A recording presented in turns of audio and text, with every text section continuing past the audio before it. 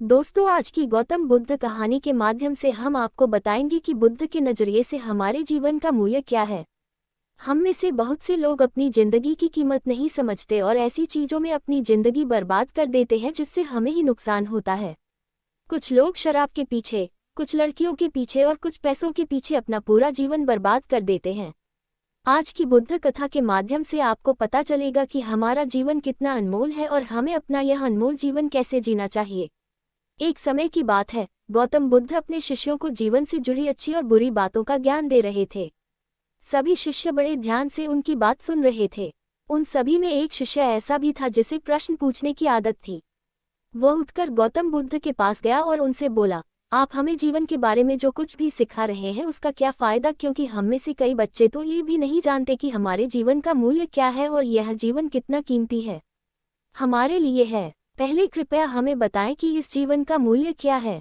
बुद्ध ने अपने शिष्य की बात सुनकर अपने कमरे में जाकर पत्थर का एक चमकता हुआ टुकड़ा ले आया।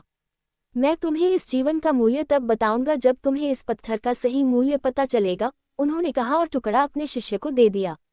आप भी इस पत्थर के टुकड़े को किसी को नहीं बेचें। शिष्य गौतम बुद्ध की बात मानकर बाजार की ओर चले गए।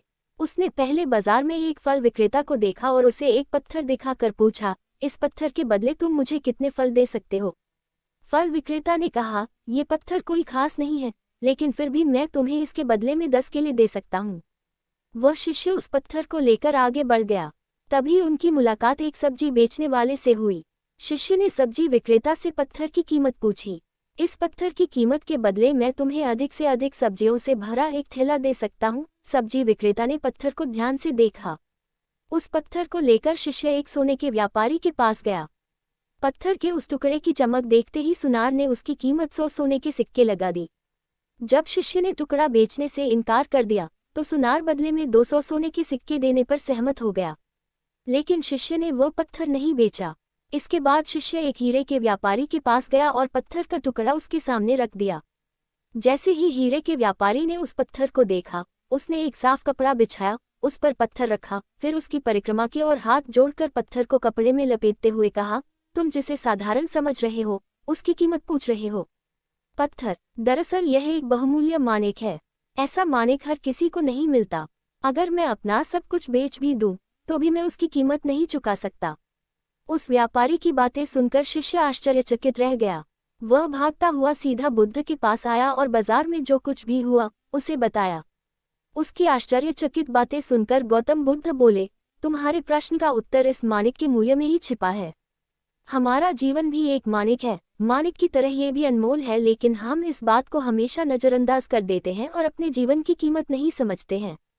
हम दूसरों को देखकर और उनके जैसा जीने की कोशिश करके अपने जीवन का मूल्य कम कर देते हैं।